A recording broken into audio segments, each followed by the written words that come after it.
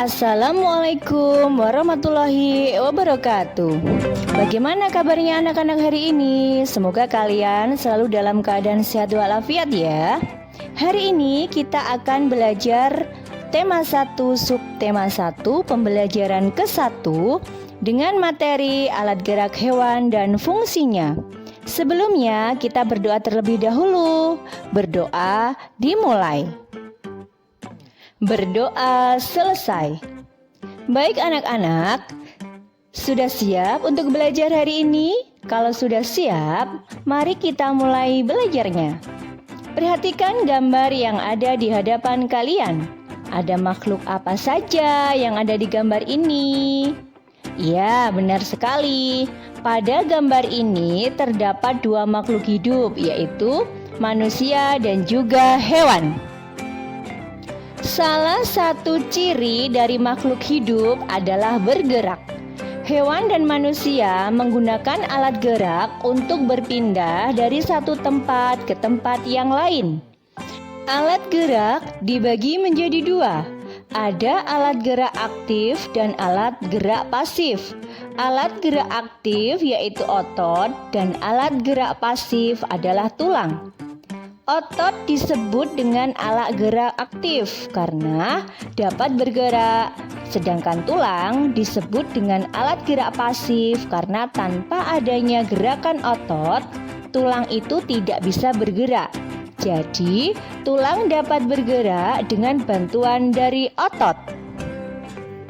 Nah, sekarang kita akan membahas tentang alat gerak hewan. Alat gerak hewan diantaranya adalah kaki, sayap, sirip, dan juga otot perut. Nah, alat gerak ini yaitu kaki, sayap, sirip, dan juga otot perut tidak hanya digunakan untuk bergerak. Pada beberapa hewan, alat geraknya dapat juga digunakan untuk memegang, melompat, memanjat, dan juga berenang. Nah, sekarang kita akan melihat hewan yang bergerak. Perhatikan gambar hewan berikut ini. Yang pertama ada rusa. Rusa merupakan salah satu contoh hewan yang bergerak dengan kaki, yang dapat kalian lihat di sini ya. Begitu juga dengan katak, yang bergerak juga sama dengan menggunakan kaki. Orang hutan itu juga sama, bergeraknya dengan kaki. Nah, kaki orang hutan tidak hanya digunakan untuk berjalan saja, tetapi orang hutan mendapat bantuan tangan untuk berpindah tempat juga. Nah, masih banyak lagi loh ya contoh-contoh hewan yang bergerak dengan kaki.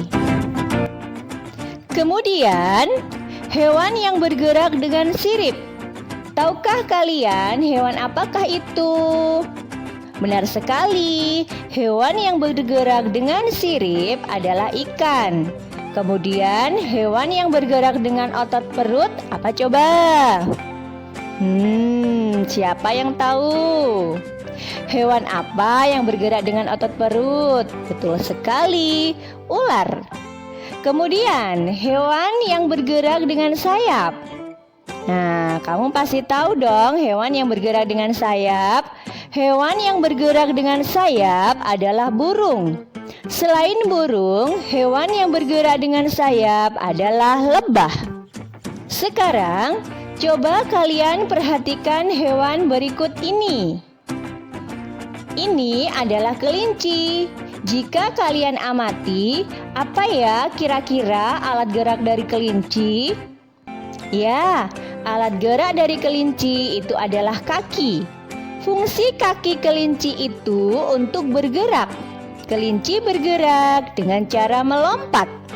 Sekarang, perhatikan lagi gambar ini. Di sini ada gambar kelinci dan juga kalian sudah mengetahui ya kalau kelinci bergerak dengan menggunakan kaki. Sedangkan kalau siput ini bergerak menggunakan apa? Ayo. Ya, siput bergerak dengan menggunakan otot perut. Jadi perbedaannya, kalau kelinci bergerak dengan menggunakan kaki, sedangkan siput bergerak menggunakan otot perut. Sedangkan ada lagi hewan ubur-ubur.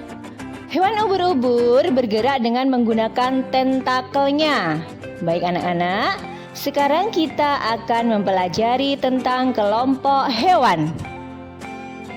Kelompok hewan dibagi menjadi dua. Yang pertama adalah hewan vertebrata. Apa itu hewan vertebrata? Hewan vertebrata adalah hewan yang memiliki tulang belakang di tubuhnya. Contohnya kelinci, kucing, burung, ular, ikan, dan juga katak. Dan yang kedua adalah invertebrata. Hewan ini tidak memiliki tulang belakang di tubuhnya. Contohnya seperti cacing, kupu-kupu, lebah, dan juga siput. Semua hewan invertebrata ini sebagian besar adalah hewan lunak, tidak seperti hewan vertebrata. Jika diperhatikan lagi, kedua kelompok hewan ini umumnya memiliki alat gerak yang serupa, seperti contohnya kucing dan juga semut. Kucing bergerak dengan menggunakan kaki, dan semut juga bergerak dengan menggunakan kakinya. Nah, ini adalah contoh-contoh hewan vertebrata dan hewan invertebrata. Kalian lihat lagi ya. Sekarang kita akan mempelajari apa saja perbedaan hewan vertebrata dan invertebrata. Amati tabel berikut ini. Yang pertama, hewan vertebrata, yaitu memiliki tulang belakang, sedangkan hewan invertebrata itu tidak memiliki tulang belakang. Hewan vertebrata ini punya bagian tubuh yang umum, yaitu kepala, leher, badan, dan kaki. Sedangkan invertebrata lebih sederhana dibanding hewan vertebrata. Berikutnya, hewan vertebrata ini alat pencernaannya memanjang dari mulut sampai ke pembuangan atau sampai ke anus. Sedangkan invertebrata memiliki alat pencernaan yang masih sederhana. Selanjutnya, kita belajar tentang pengertian ide pokok. Ide pokok merupakan inti atau dasar dari permasalahan dari suatu teks. Ide pokok berisi gagasan dasar penulis atau pembuat teks. Oleh sebab itu, ide pokok dalam teks sering juga disebut pokok pikiran atau pokok gagasan. Nah, langkah-langkah dalam mengembangkan ide pokok. 1.